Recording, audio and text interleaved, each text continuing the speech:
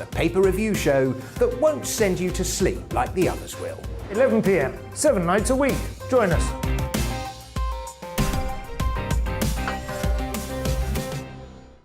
Hello there, I'm Eamon Holmes. And I'm Isabel Webster.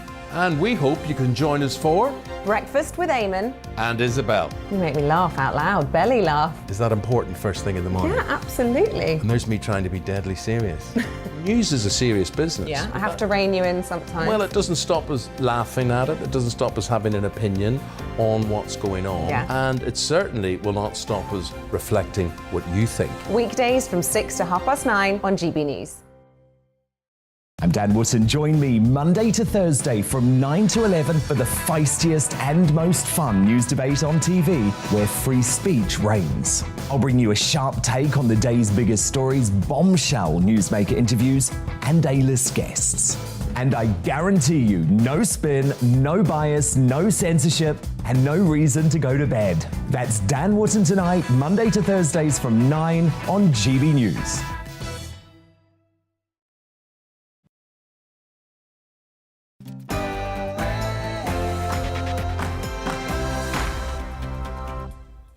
Hello, I'm Dominic Frisby and this is Headliners. With me tonight, looking at tomorrow's papers, we have Josh Howie and Dana Alexander. But before we let them utter their truths, we go to the news, which tonight is read to you by Tamsin Roberts.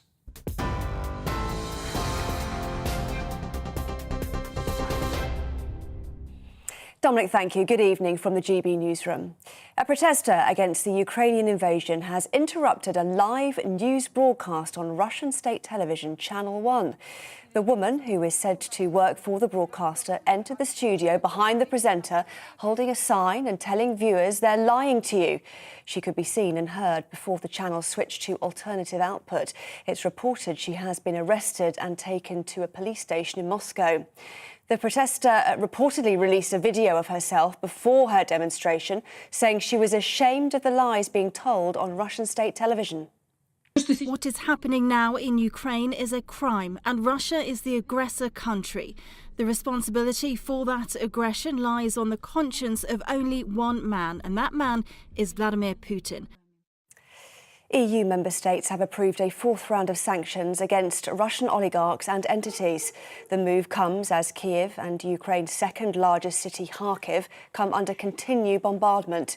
The UN has confirmed more than 600 civilians, including 46 children, have been killed during the conflict. Ukrainian Prime Minister Denis Shmyhal is now urging human rights body, the Council of Europe, to expel Russia. We demand that a decision is approved to immediately oust Russia from the Council of Europe. The ones who definitely support this non-provoked and unjustified aggression cannot stay in the single European family where human life is the highest value. The government says there'll be no limit on the number of Ukrainians allowed to stay in the UK. The new Homes for Ukraine initiative opens the door to refugees for up to 3 years, giving them full access to benefits, healthcare and employment. Labour's calling it a DIY asylum scheme, but Levelling Up Secretary Michael Gove told MPs the UK has a long history of helping those in need. 8 people have been arrested after a protest at a mansion in London linked to a Russian oligarch. Some demonstrators had taken to the balcony of the building, which reportedly belongs to Oleg Deripaska. He's one of 7 Russians sanctioned by the government last week. A spokesperson for the billionaire says the home is owned by his family members and not him. And videos emerged appearing to show the owner of Chelsea Football Club, Roman Abramovich, at an Israeli airport. It's after the Russian was sanctioned by the British government for his links to President Putin. Mr. Abramovich was apparently spotted in Tel Aviv, despite being issued with a travel ban. TV, online and DAB+ radio, this is GB News. Now it's back to Headliners.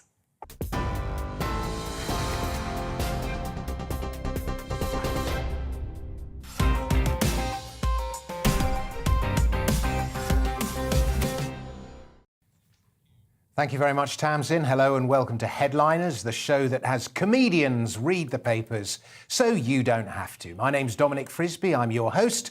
And with me tonight we have fresh blood in the form of Dana Alexander making her Headliners debut. And we have a wizened old veteran in the form of Josh Howie. Hello to you both. You excited, Dana, about your debut? I am, comrade. I certainly am. Thank you for welcoming me to this evil station. No. Comrade, an interesting choice of words. And Josh, this is your 97th appearance on the show, I think. 97th, yeah. Dana's going to replace me now. You've been cancelled. I've been campaigning for this moment for a long time. Right, that's the pre-show amusing exchange done and dusted. We move on to the headlines next. Let's see what they are. And we start with The Telegraph, which has West made terrible mistake with Putin, says PM, I'll say, and that's referring to our dependence on Russian oil and gas. It also has China prepared to send weapons to Russia, US intelligence claims. That's a worrying development. The Guardian is next. It has Russia's deadly raids plunge Ukrainians into nightmare. And there's also the story of the Russian state broadcaster being photo-bombed. It's propaganda. They are lying to you here, said the protester. The FT is next. It has China signalled willingness to provide Russia with military support, says US. That's that same development reported earlier. And also, pet collars and sports bras replace coal and suits in inflation shopping basket. That's the Bank of England changing what's in the inflation basket in order to massage inflation figures lower. The Mirror is next. 3 Brits killed in missile hell. Onto the Express, which has the same story. 3 ex-Special Forces Brits killed in Ukraine. Onto the Sun, nation rallies against Putin. UK reign. Oh my goodness me! 25,000 Brits to offer to take in refugees. Onto the Metro, which has "You're Putin us up, mate." Which is the story of the squatters who've occupied a Russian oligarch's house in Belgravia. And finally, we have the Daily Star, which, as always, goes left field. Number 1 for religious iconography. Heavens. History egghead claims Turin shroud is a tablecloth actually made in Burton-upon-Trent. That's the Daily Star. And those are tonight's headlines.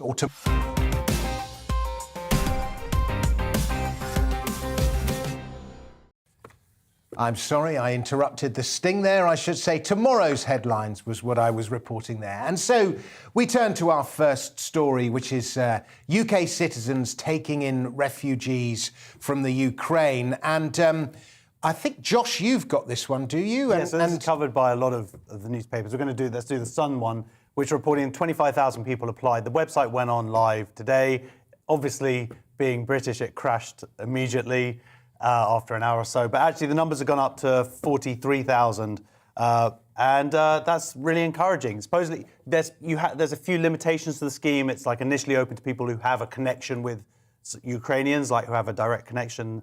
But still, I mean, there's been a lot of criticism for this government for basically being a bit stingy with the visas over the last week or so, where you've seen now that European countries opening their borders. There are 3 million refugees. Poland's taken about 1.7 million, I think.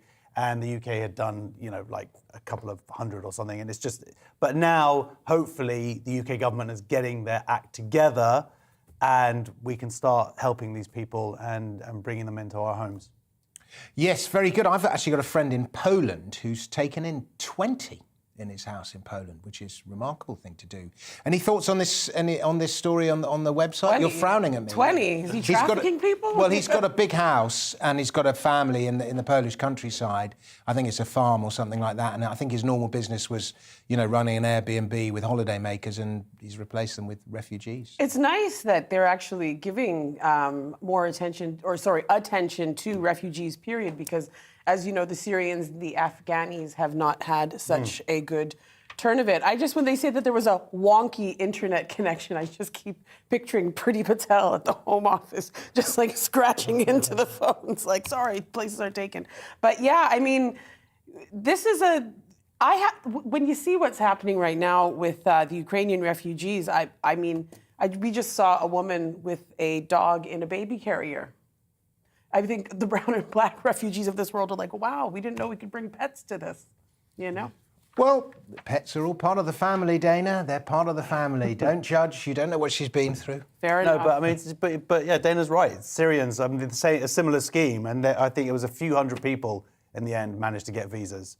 Where, you know, and that, I mean, there were millions of people there in as dire need, and yeah, it's a bit sad that we weren't as open to them. There are 7 refugee bears as well from the Ukraine. I'll have you know. Yeah, and you're going to take them in? Well, I recently sent a teddy bear to my mother in America, and the American customs thought it had drugs in it, and they tore the teddy bear open and ripped out all the inside. And then took all the drugs out. And they took out the drugs, didn't put the polystyrene filler back, and then didn't compensate her for the loss. Anyway, that's by the by. Right, we move on to Tuesday's Independent, and it seems squatters, Dana, are doing their bit for the war effort. Yeah, so squatters are occupying a London mansion owned by Russian oligarch Oleg Deripaska in protest over Ukraine war. And so this anarchist group is saying that it's going to go further to see more oligarchs' properties occupied. So, yeah, squatters are taking over. I think...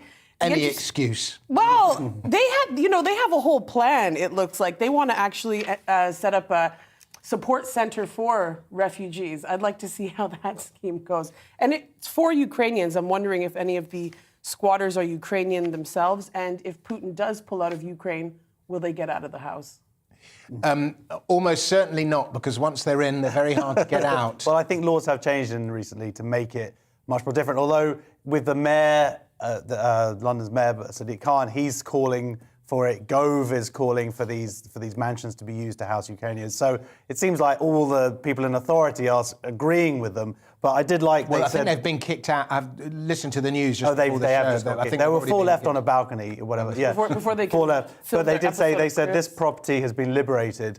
And I just thought, this is how we should do property sales at the moment. You know what I mean? Like, that's a much better way of doing it. Forget the months and years. Just invade the house, put a flag outside, and just say, yeah, well, Sounds familiar. I've got my eye on a house in Hampstead, and I'm just going to hire some squatters to occupy it, and then bring down those values. I'll take it over. Right, moving on. We move on to Tuesday's Times, Josh, which reports that barristers are not being paid enough, and they're not happy about it. Yeah, which is fair enough. So 94% of the criminal members of the Criminal Bar Association voted. They voted basically for what's essentially a strike, because the way that it works is when cases go long, criminal cases, they then take each other's cases, and that's what allows the system to run. So they're basically saying we're going to stop doing that because, like many problems in this country that with the Tory government over the last 10 years and the underfunding, finally these things are coming home to roost. Now you could argue, yes, they've been exacerbated by the COVID and whatever, and now the war to a degree with some other stuff. But this is serious underfunding in a lot of our institutions, and it's not fair, and we're seeing this in a practical way because when I hear the words underfunding, it fills me with dread. Well, who's going to cover the costs of the extra the point funding? is that the system has been underfunded, and because of that, about a huge amount of these barristers have actually just quit because it's too much work for such little money.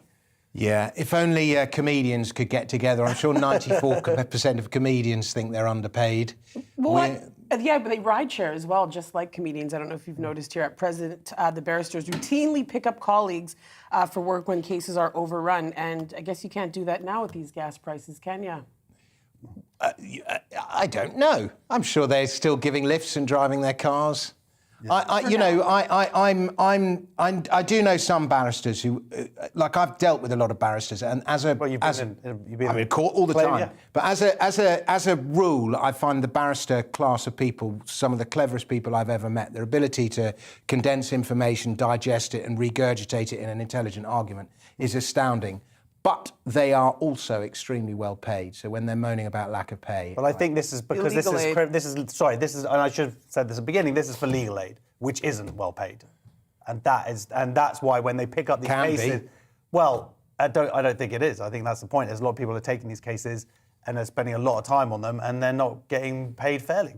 And that needs to be looked into. And if that is leading to a lot of these barristers quitting their jobs and going into other parts of the law, then in the end, it's going to affect the public badly. Big truths from Josh Howe, yeah, live on GB News. Not as good as a barrister.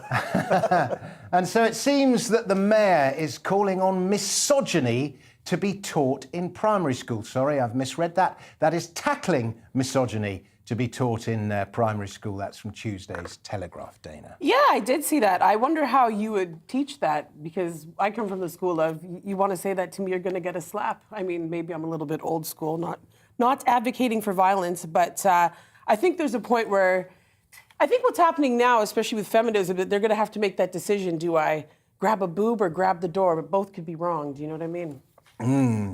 Should we leave the teaching of these kind of morals to families and just teach maths and English, Josh?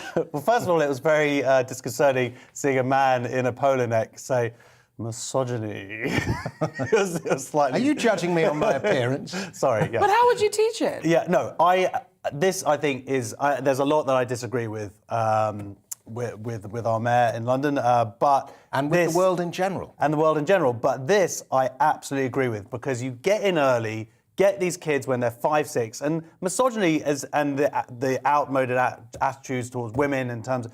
A lot of this is learned through parents, arguably a bit through society as well. And when they're seeing, if they're coming from homes of domestic violence, then these patterns get repeated. And if you can get to these kids early, my wife used to work for a charity which did it exactly, it's not dealing with misogyny, but dealing with children and teaching them emotional resilience at a young age. You see, it only takes 10 years to start seeing difference in our society. When you take a 5-year-old and then they come out at 15, and if they're taught at 5 that it's wrong to catcall women or to treat them as physical objects and all of that stuff. The question is, when were they taught to catcall women at the age of 5? Like, where did they learn this might from? they might see their dad do it. They might see domestic violence in the home. They might, there's lots of things. They also could see stuff on TV shows that are inappropriate or whatever. I don't, but are 5-year-olds even aware of sexuality and in that kind of way? 5-year-olds, it's about, I mean, look, you know me, I've got 1,000 kids. Yeah, it's about 6, 7, 8, and they do need to be taught. And I do teach my kids at that age. On the subject of misogyny, I feel the two men have taken over this conversation. Because we're much better suited to talk about it. Well, I'll tell you this. I think I was about 15 before the boys were even taller than me, so they weren't trying that with me, at least. I think maybe that's why women tend to develop earlier than boys. So I think you're pretty ambitious as a young man if you're going to go down that route, especially if you're 5. Yeah, but teaching them that it's wrong early, it becomes second nature to them, and they can see it. It's like this anti-bullying stuff. If they learn it early, then they carry it with them. It's hard to teach a 14, 15-year-old this kind of stuff because so much of it's entrenched. I have to say, at the age of 5, I'm with Dana. At the age of 5, and probably even at the age of 21, my daughters are so much more competent than my sons yeah.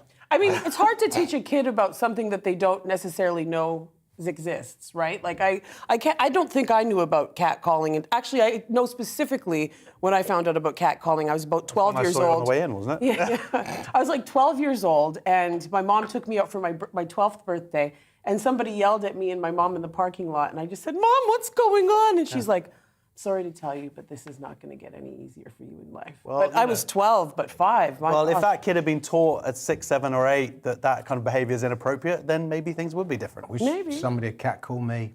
Anyway, sometimes you read a headline and you wonder, well, why were they doing that in the first place? And this is one of those times.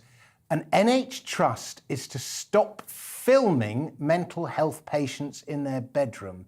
This is from Tuesday's Guardian. Josh, can you explain? Well, so the reason why there was a system, because in like mental health hospitals, you have to then monitor, make sure that there's like suicide watches and whatever. So you have to be checking up on your patients and making sure they're still alive, making sure they're still breathing. And so normally that might be done with what's called the eye or whatever. You know, you go in and do a physical check, but that would interrupt people sleeping, whatever. So the idea is to have like these monitors set up.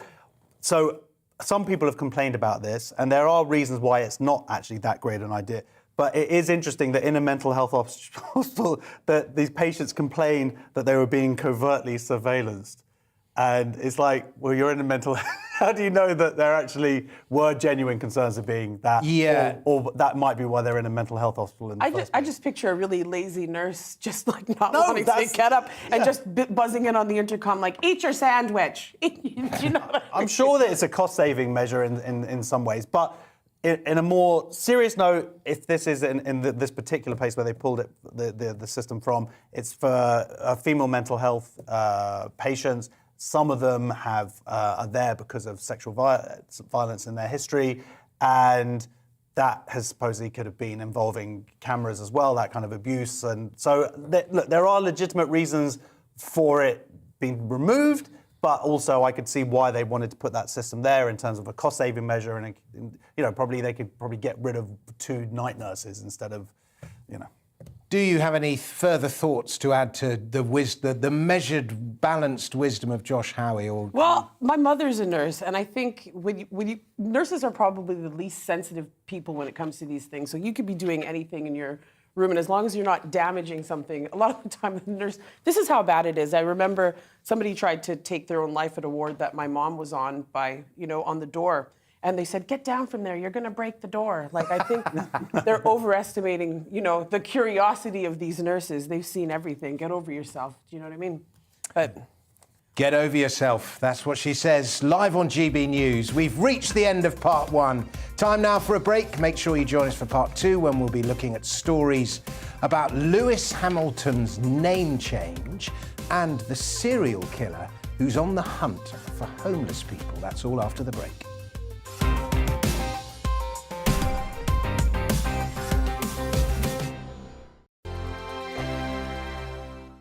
GB News is the UK's home of discussion and debate. From all perspectives. To stay up to date on the latest stories, make sure that you subscribe to the GB News channel. Right here on YouTube. You can watch us live 24/7 across the whole world. You can also check out exclusive content and catch up on previous episodes of your favourite shows.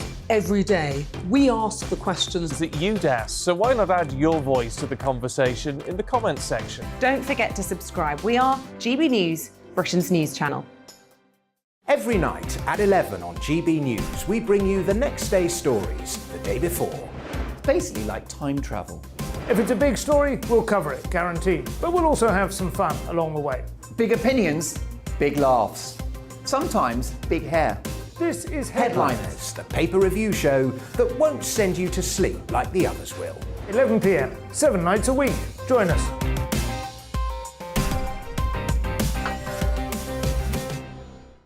Hello there, I'm Eamon Holmes. And I'm Isabel Webster. And we hope you can join us for... Breakfast with Eamon. And Isabel. You make me laugh out loud, belly laugh. Is that important first thing in the morning? Yeah, absolutely. And there's me trying to be deadly serious.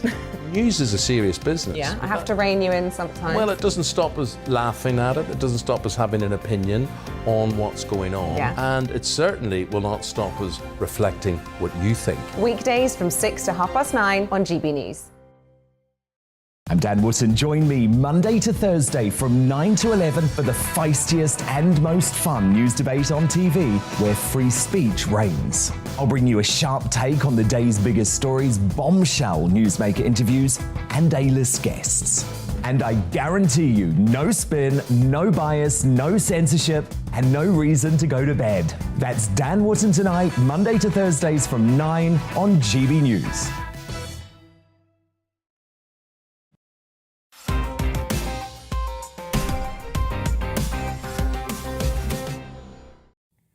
Welcome back to Headliners. I'm Dominic Frisby. With me tonight, reviewing tomorrow's papers. She likes wordles and she likes fights if they're on Facebook. It's Dana Alexander. And he likes wombles and he likes fights as long as they're on MySpace. It's Josh Howie. Now, this coming from someone, Mr. Friends Reunited over there. Yes. I'm still regret what I wrote on there. Now, this is a story from Tuesday's Daily Mail that's that's pretty horrible, and you sort of know it's going to end up being a movie one way or another, Dana. Oh, yeah. I mean, so basically in New York City and D.C., mayors are telling homeless people to get off of the streets to avoid the on-the-run serial killer responsible for 5 men in a month. And I got to tell you, he's made a lot more attempts than that. He's not particularly successful. And he's an incompetent serial killer. Yeah, and I mean, that's the part that scares me, is they can't even catch him. Maybe it's because what I think is $10,000 is what they're going to pay. This is what Americans are good at. This is like one of the things they're best at, serial killers. Well, I mean, until he kills as many people as the NYPD, no one cares. Oh, yeah, here we go. Oh, but you know, the part that I thought was really interesting was he appeared to, or believed to be black. In this Karen world, you can't go with that. Identity politics gone mad. Like if you're looking for a guy who's like traveling between cities and you believe him to be black, surely he's gone through a few different CCTV cameras, right? Yeah. Come on, get a better camera. You're never going to catch this guy. But when they say believe to be black, is like there must be some grounds for them to say that. I think. I'll give you an anecdote. When I was a kid, I've been called racial slurs from the wrong race. Do you know what I mean? So maybe they're just not up on it. But there's also instances where police officers, when they do all of the recording of whether or not they stopped a Hispanic person or a black person, they often mix up Hispanic and white people. So, but I don't know. You think by now in the U.S. they know what a black guy is? Yeah. Well. They could tell by how fast he ran. Oh, sorry. Hey, taking comedy back to the 1970s. Well, I don't know about the... I wasn't even born then. The police work of, because they said here, like later on, it took 12 hours for the police to realise the man was dead. It's like, guys, you've got to up your game. This is really? something they found a body, they found a body. He was shot in the head, and it took them 12 hours to realise. So I really don't know what they're doing. They don't seem to be on it. Or this idea that homeless people want to be on the street. They're like, all of a sudden go inside. It's like, get off the street. Yeah, it's like, we've been trying. When I said this was going to be a film, I was thinking along the lines of like Silence of the Lambs, that kind of film. I didn't realise it was going to be like some kind of black farce. But anyway. So if there's one person we need to turn to if we need insight into chronic UTI infections in women, that person is Josh Howie. This is from Tuesday's Guardian. There are a lot of women out there. Anyway, yes, this is actually, I was sort of reading this and thinking, oh God, really, this is a bit, but it is quite, I don't know. I think it's going to give hope to some people because, you have some ailments. UTIs, infections can be very painful, very distracting. And I know from personal experience, not my personal, but other people in my life, that Claim it. Okay. Dana told me about this UTI she had. And they can linger, and normally you go on like a couple of days antibiotics, and then it doesn't go, and it can last much longer, going on to years. So finally, now this has been recognised. It's been put on the NHS website, so that when people are typing this stuff in and Googling it, they can finally go, oh, might be what I have. Whereas before, they thought it actually was this other much more serious condition, and actually people have been treated for that, which is a much more painful condition to treat, and they probably didn't have that in the first place. And one final thing is, this all ties into, because the test for UTIs is supposedly like 50% doesn't work, essentially, or gives false negatives. So maybe get a better test. Well, I'd say. Yeah. That was boring. Yeah.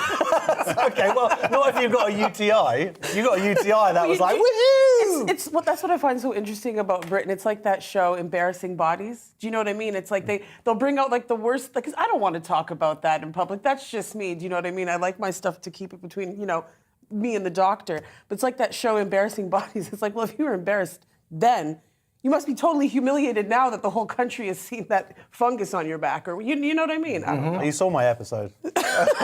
Were you on that? Yeah. I knew I recognized anything. you. Anything. Yeah. GBNews, Embarrassing Bodies. I'll take any work. Now, this is an odd story in the Times, Dana. What makes people boring? That story will definitely, you know what I mean? But like, oh gosh, I'm North American. There's so many things that I find boring in this country. Antiques Roadshow, Coronation Street, everything. But Oh what my I gosh! I know. Just I'm going to start a riot You're over here. not making friends with those kind of GB remarks. News. Hey. This is Antiques Roadshow. You guys hired me. You know who I am. But what I thought was so interesting is that people wanted How can you compensation. not like Antiques Roadshow? Have you ever watched Antiques Roadshow? Have you ever watched Antiques Roadshow? Well, mostly probably because I'm black and it's just stolen goods at the end. Oh my Goodness God! me.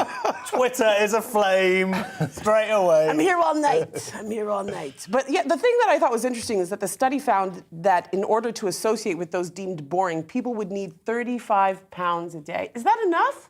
That's what I get. That's what I get paid to be here. I hope I'm more interesting than this. Oh my gosh. But what's more boring than a bird watcher is the person who investigates what makes people boring.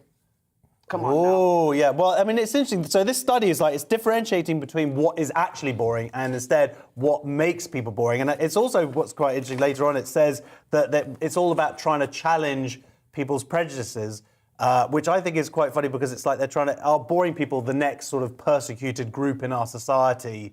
That's like, oh, you're only not hanging out with me because I'm boring. You asked earlier. Sorry. Just for clarity, am I right in saying that bird watchers were decided to be the most boring? Perceived as boring. Perceived to be. We all know that bird watchers are like crazy into their... I know a pretty exciting bird watcher. Yeah, yeah, if I'm yeah. honest. But you guys also do things like Train euphemism. Spot. Yeah. Which, that's an actual thing, but the movie was much more exciting than The movie technically actual wasn't task. about... Poor old Dana came round to my house and we played board games, didn't we, Dana? And that was traumatizing. And you lost. I did lose. But was that traumatizing for you? Was that No, boring? no, not at all. I loved it. That's nice. She Yeah, hasn't been back, I should I point love out. winning. What are you talking about? It seems the once great Desmond is at risk of extinction. Josh, this is from Tuesday's. This is a very showing your age there. The Desmond Tutu degree thing we were talking about before. Yeah, so everything's about inflation nowadays. So even university grades are now subject to this. So obviously you've got the first, and it used to be that very few, I think it was like 9% of people got first, and then a lot of the 38% of people got, this is about 20 years ago, got 2 1s, and then 2 2s was about another 38%. That has gone down now, where basically a third is pretty much wiped out. No one gets a first would be an A, An A, 2-1 would be a B, a 2-2 would be a C, and a third would be a D. And now it's gone, people getting first have jumped from 15 to 36. Oh no, 15 to 36%. So getting a first isn't as special, and now they're trying to implement a first star. And it's just then and then it's going to be first star, whatever.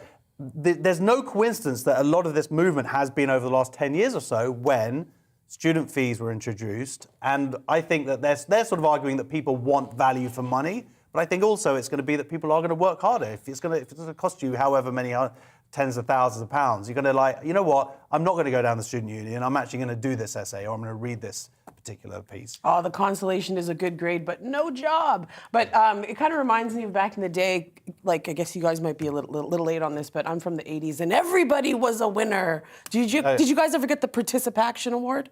No. They basically just give you a prize for showing up, but I mean, they might as well give you a prize. We went to boarding school, so we would just draw time and locked away. You loser! Get in the cellar. Oh no, where I was from, everybody's a winner. If you do your best, you can win too. And then you meet Boris Johnson, you're like, it's a lie. It is a lie. The inflation of everything. So, Dana, Lewis Hamilton is changing his name to La Balestia. This is from Tuesday's Metro. That's his mother's last name, La Balestia. I guess that's how you pronounce it. You know, if you're going to change your name that late in the game, do it like Kanye or Puff Daddy. Do you know what I mean? Be P. Diddy, or what would you call yourself? Fire Rider or Speed Man. Be something a little bit more exciting. I mean, Prince changed his name to the artist. I guess Hamilton should be the driver. Well, I think there you go. I think he should be the Sir. symbol. Yeah. Exactly. Or Sir Lewis Hamilton, Sir. I quite like that. So Lewis Hamilton, Sir. Yeah, it's like Sir Lewis. Okay, it's like an army. We just confuse everything. Yeah. Oh, so Lewis Hamilton, Sir. Yeah. So, Okay. Anyway, sorry.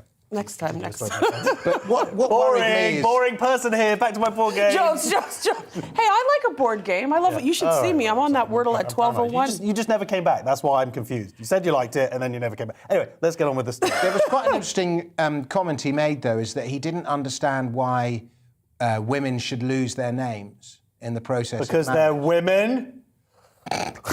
Or you just get so embarrassed by who you married, you want to go into hiding. Maybe, but, but if you didn't and you just double-barreled everything, names would just be... I think it's an important thing. I'm glad my wife took my name because I have no other connection to my children whatsoever. You've met them. They don't look like me at all. I've got no physical connection. That's literally the only thing they get from me. They're really nice. They're kind little people. You know. My mother, who is a lesbian in her fourth major relationship, and my dad, who's on his fourth wife. My mom still has my dad's name. Wow. Yeah, I know. I'd like to hear more about that story. What's your mum's maiden name? Fortune. And now it's Alexander, That's a good one. Yeah, but Alexander's I like good, that. yeah. Fortune, F-O-R-G. Fortune. You better have money with that name. Yeah. Yeah. What's your wife's maiden name? Duffy. Duffy. Howie Duffy. No, I think Howie's better. You think? What about Howie Duffy? What's your wife? hyphenator. No. Oh, you're I don't have a divorced. wife. Sorry. Yet.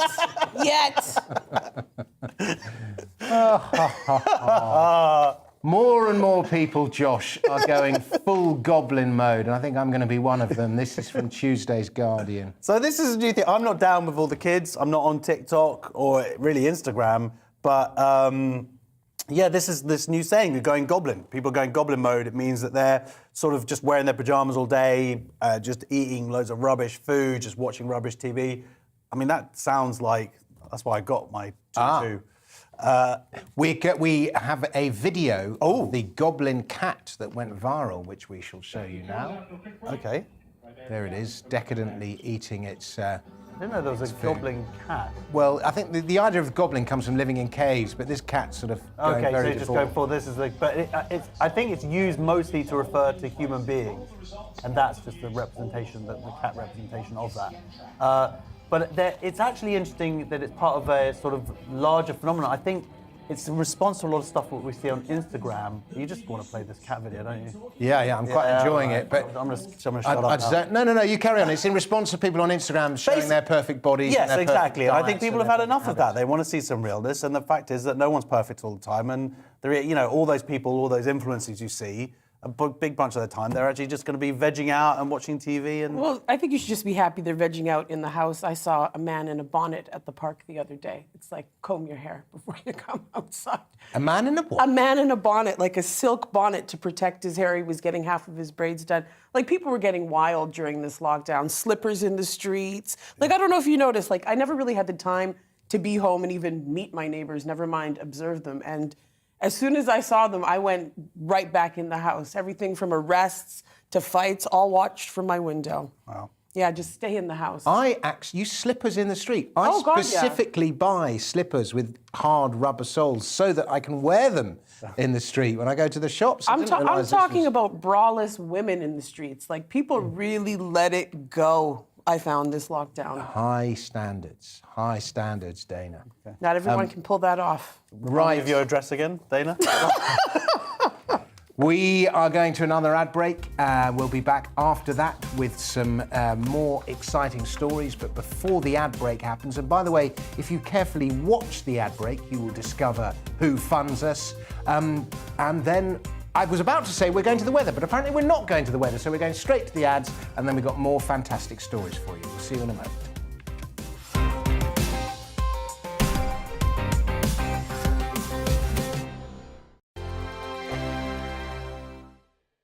GB News is the UK's home of discussion and debate from all perspectives. To stay up to date on the latest stories, make sure that you subscribe to the GB News channel right here on YouTube. You can watch us live 24/7 across the whole world. You can also check out exclusive content and catch up on previous episodes of your favourite shows. Every day, we ask the questions that you'd ask, so why not add your voice to the conversation in the comments section? Don't forget to subscribe. We are GB News, Britain's news channel. Every night at 11 on GB News, we bring you the next day's stories the day before. It's basically like time travel. If it's a big story, we'll cover it, guaranteed. But we'll also have some fun along the way. Big opinions, big laughs. Sometimes big hair. This is Headliners, the paper review show that won't send you to sleep like the others will. 11 p.m, 7 nights a week. Join us.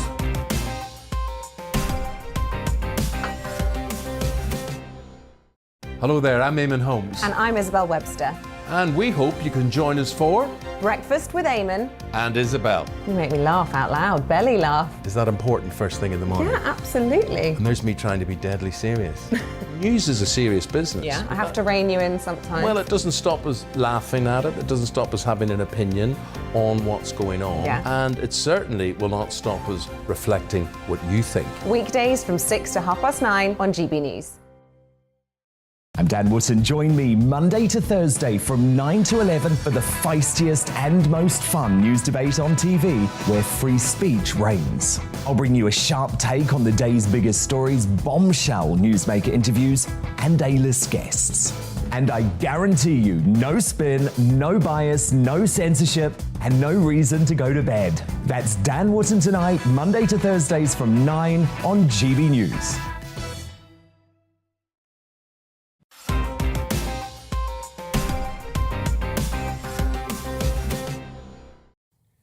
Welcome back to Headliners with me, Dominic Frisby, and with me tonight are Dana Alexander and Josh Howie. And we go straight away to Tuesday's Daily Mail, and it looks like the Women's Network of Australia need a better graphic designer, Dana. Well, you got to see the design first, or this doesn't really make a lot of sense. Well, let's explain what the Women's Network is, and then hopefully we can get the design up on screen. Okay, so a branch of Prime Minister Scott Morrison's personnel department that champions gender equality in the government is being ridiculed due to its logo's phallic-like appearance. Okay, now can we see this logo? It's coming up any second now. Hey! GB News has turned a corner! We've done it! At least, Yes. at least it's hairless, hey? It is. It is. That's such a terrible thing to say. It is quite amusing. I'm looking at that, and But there's you've got some breasts in there. It's got everything. Well, that shape, it can be whatever you want it to be, I think, is what's amusing. Are we allowed about to say? Are we allowed to say tampon? I think you are allowed to say tampon. Okay. It has got something There's tampon-esque about it, not but the it strict- also has I know. a phallic quality. A lot of buildings do, let's be honest, right? A lot of people will tell you that towers are phallic and buildings and everything else. So what's new? I mean, now they're just turning it to the side and giving it to the Women's Network. Well, not giving it to them, you know what I'm saying. And I do know what you're saying. And they have been mocked and derided for their poor judgment. Josh, are you about to say something about it, or am I? Yeah, it's just as funny because the website sort of says the network's priorities are found on driving cultural change, encouraging men to drive this cultural change, particularly in areas where men can make a significant contribution. So this women's network is basically all about men. Welcome to Australia. On to Tuesday's Guardian next, and this is a story about women's football. And when we're talking about women's football, the first person we go to is Josh Howie. Massive. Any kind of football. Any football, any sport of any kind. Yeah, this is actually, I had no idea that, I knew that, of course, that there are more. Women's football, I understand, has become much more popular in recent years, which is great. But I didn't realise the disparity over the prizes. Chelsea won in 2019. They got £25,000 for winning over Arsenal. The men's winners got 1.8 million. So, I mean, that's a huge discrepancy. So this is good news for women's football. The fund has been increased by like 10 times or something. It's going up to $500,000, and a lot of that money is going to be spread at the grassroots level. So, you know, if my daughter wants to get into football one day, maybe that'll help her. I'm going to... Is this discrepancy justified, Dana? Listen, no, but I love soccer, as you know, sir. Ooh, soccer. Oh my I say that God. just... The hate tweets are piling in. Yeah, another faux pas. I mean, you know what I will never be equal until we see female football hooligans. That's what I think. I'm sure they exist. I need to find one. But the other thing is, you guys also have, what do you call it, netball? Yep. This sexist basketball, as I call it. It's like, wow, you know, we can dribble the ball. This can happen. So, I mean, you know, the thing about the money that came in is that it didn't come from the men's fund. So the question is, where did it come from? China. I was thinking oligarchs. Russia. Oligarchs, But anyway, yeah. right, we move on to Tuesday's Guardian, and a tweet went viral. Yeah, I guess this is the kind of a story. carry-on from Goblin Living. This is one of those stories. Basically, this guy did a poll, and he wanted to see if there were more doors or wheels in the world. I want to know what strain of marijuana he's smoking, but I'd also like to know, what do you think, more doors or wheels? I mean, it's wheels. It's obviously wheels. I think that's a it's ridiculous ridiculous thing. Are there more doors or wheels? Just think about that. There are 4 wheels on a car. Like, so every vehicle is going to have lots of wheels. There's wheels, there's wheels all over the place on chairs or whatever. Not this chair, bad example. But there are wheels everywhere. It's got to be wheels. Yeah. The thing is, we're never going to know, and it's going to bug every single one of us. Yeah, you've made your case persuasive. Because the thing is, there's not just a door to a house, right? There's the door to the bathroom, there's the door to the kitchen. You know, my house has like 7 doors in it, so I don't know. Oh. And I have no wheels, not even a bike. Really? So you think it's doors, do you? I don't know. Oh, man. We do not need more controversy on this channel. We're never going to know the answer, right? And at least we know why it went viral. Right, we go to the Baftas next, and Emma Watson has been throwing some shade. Oh, my God. I'm so impressed that Rowling. you know what shade is. Or has she? Well, that's it. I only know what it said, what it is, because it said it in the article. Yeah, so you didn't know what shade was? Sort of vaguely. Oh, He's like, come on now. She threw shade. Soon you'll be spilling tea. That's quite a good thing, where you insulted Not them by tea. spilling tea. Do you know what that means? Spilling No. tea? Telling the truth.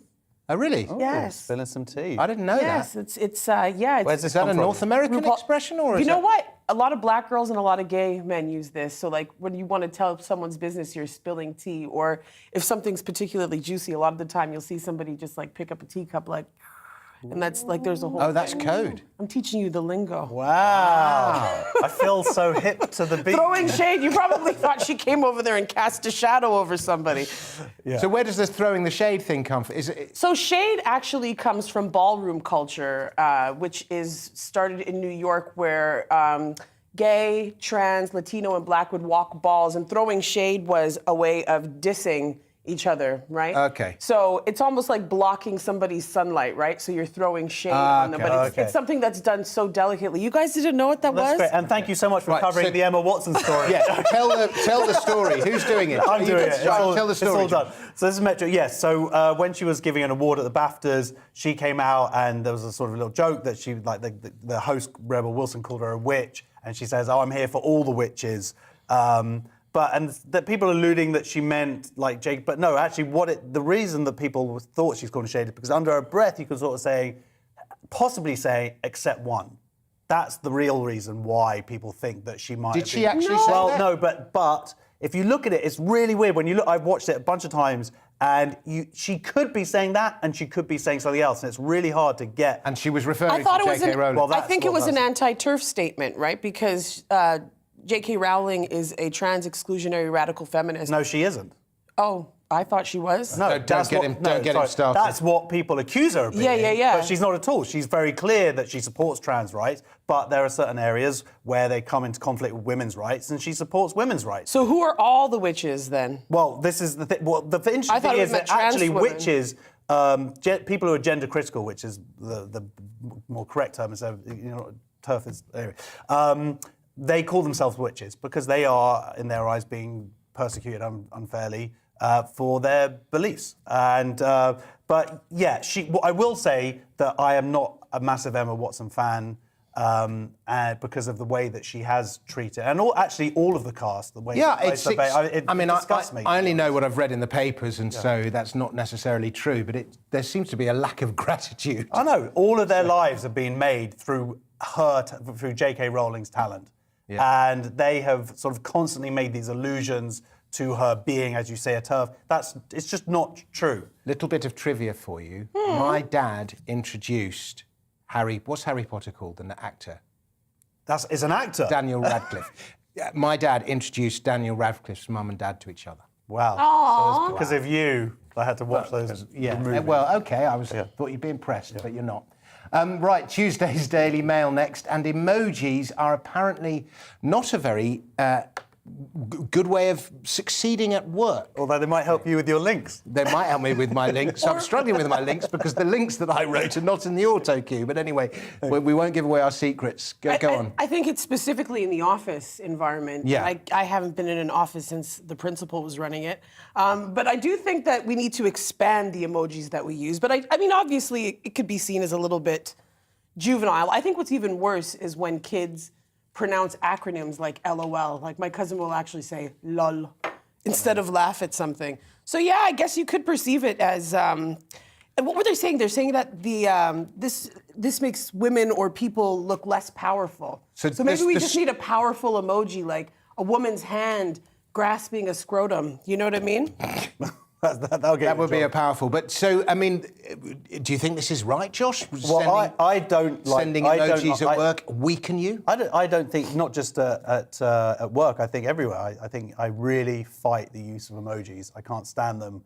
And there's a larger study that really is trying to say that people prefer verbal cues because it gives a little bit of distance, whereas images try to suggest intimacy. So there is this like power play, and I'm all about the verbal. Well, so you don't use emojis? No, not at all. I personally think whoever invented the thumbs up emoji should be knighted because that is the most multi-useful emoji. I take that back. Out of a I do use that boring conversation. That's why. Just send them a thumbs up emoji. I do and use you're that out one. of it. I like my favorite emoji is that one with the lines that are closed and the face just like completely blank. That's a good one. The only emoji I use is Star of David. I use that quite a lot. On to Tuesday's Guardian now, and non-fungible tokens, Oh Josh. my gosh. Are they art? NFTs. Well, this is a whole article. Someone here basically, as you say, going into NFTs. NFTs are sold between people. They become sort of collector's items. From some people have made a lot of money out of NFTs. I actually going to go to you to just quickly explain what they are, because you can do it in a much better way than I can. Okay, I will explain what they are. Okay, let's come back to me now. A non-fungible token is basically a digital work of art that cannot be replicated. In other words, it can be replicated, but you own the original. Yes, and they have been around for the last couple of years. Friends of mine, just like with sort of Bitcoin 10, 15 years ago, look, you should buy this stuff, and now a bunch of my mates are all super loaded. So it's the same stuff with NFT, but I didn't get in on that either because I'm like super duper rubbish. But this whole article is basically saying, but are those NFTs, which are usually kind of cartoons, seem to be the most powerful ones, popular ones, are they art? And in a case of art mimicking life, mimicking art, this 10-page article that I was forced to read for this TV show says nothing. What is art? Yes, indeed. exactly. Have you got yourself in on the NFT game? I have not. I think I was I think I fought in a war in another country, and I'm afraid to spend anything. I'm one of those people that just shove it in the bank. Yeah, I don't trust anybody. Okay, well, you shouldn't trust the bank then. Deep thought. We could go into that, yeah. Maybe no, let's not. Let's not. We've only got a couple of minutes left in the show, and it's a story about. Sign up to Dominic's blog. I will say some of those NFTs are very, very cool. If you look at some of the stuff that's being designed, and even those Bored Apes, they're kind of groovy.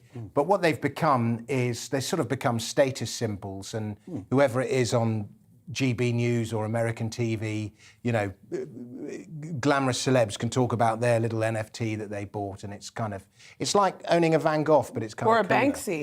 Yeah, or a Banksy. There you go. So that's all they are, and that's kind of what a lot of art is, status symbols. Anyway, we go to the Telegraph next, and a story about cleaning road signs. Don't do it. Yeah, apparently you're not allowed to be on a ladder when you want to clean a road sign. The controversy, right? I guess they're saying that it's going to potentially put drivers at risk. So what I'm guessing is somebody fell off a ladder onto a car, like one guy. It's always one guy that just ruins it for everyone. Like that guy who set the plane on fire with whatever liquid it was, so none of us can bring our shampoo anymore. Do you know what I mean? Just one person. But I gotta say, I don't think it's the worst idea because honestly, some of the cobbles in these streets, I can't even walk in heels. I can't imagine standing on a ladder in them. Ban cobbles so that you can wear heels. Or just get a long-handled wiper, right? Yeah, I mean, surely if the council doesn't clean the road signs, and it's the council's responsibility to clean the road signs, presumably, and some local residents take it into their own hands and decide to clean the road signs, the council shouldn't be banning them from cleaning the road signs, which appears to have Or they're going to happened. have to balance out the danger of when you don't clean the road signs and you can't read it anymore. Is that potentially more dangerous? Well, then somebody climbing up a ladder to clean a road sign, I guess. I don't know. Who knows? Let's start a new Twitter poll. I've sent something going viral. Get those doors wheels out of the way.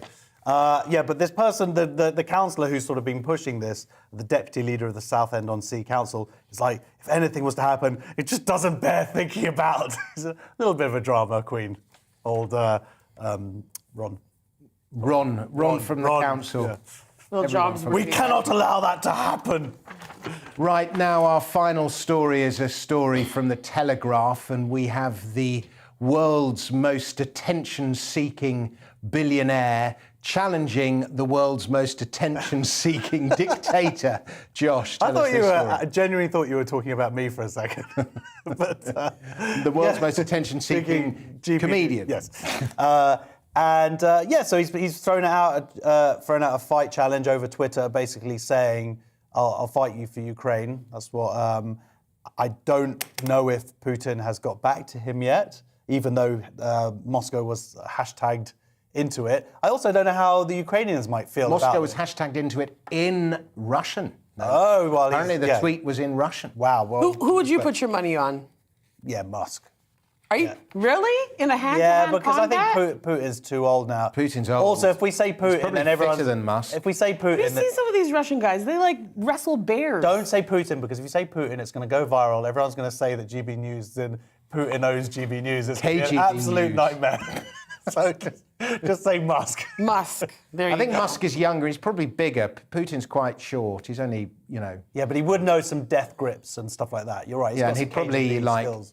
Have a poisonous something or other that he. Elon Musk doesn't look like he could fight. No, he does, because those rich people like that, they're going to pay He'll have a personal trainer. And he probably does like 3 hours of kickboxing a day. But you need that heart, you know what I mean? Like you need like that courage to bite a man in his ear. Like you need that fire in your belly. I know. I have that fire, clearly. You do have that fire. I would say, if I could fight, the person I would least like to fight on the comedy circuit would be you. Oh, thank you. That's so sweet. I know. I mean, out of fear, not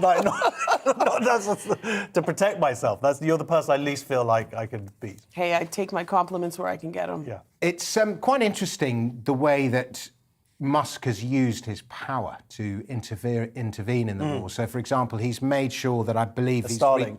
Yeah, so that Ukrainians can carry on getting internet and so on. I want to be a G.I. Joe. It's a bit like, come on, guy. You can just but he's doing good stuff. I mean, he is using his wealth for a positive thing. But this he's kind of also stuff flaunting it and seeking it does attention slightly and undermine it virtue as well. Like, points. oh, come on, Putin. It's like that woman, I think we did the story last week, saying you're barred from my pub. Like, well, that's all well and good, but let's talk about what's going to actually make a difference here. Yeah. Well, I mean, that is, leaving aside all the virtue points that he's seeking out, that I hope will make a difference. The internet? Yeah. Yeah, absolutely, because this war, every war, like, as the technology progresses, like we had, remember in the 90s, and there were like videos of the missile, everyone, that was such a big deal. Now, literally, even more than Syria a couple of years ago, like, everybody has the phone, everything is filmed, and it's about getting that information out there. Sure. I often think this, the World War I could not have happened to anything like the same extent that it did if people had had mobile phones, because people would have just uploaded a few shocking footage from the trenches and everyone would have just gone, stop. Well, the war would have had to end. Well, they cut all of the social media stuff when they had the uprising. Was it in Egypt? Yeah. They cut it all. That's what Russia's trying to do in Ukraine, which is why it's important that Musk is doing what he's doing. Right, well, that is all we have time for. Thank you very much to my guests, Josh Howie and Dana Alexander. Thank you. Thank you very much to you at home for watching. We'll be back at the same time tomorrow.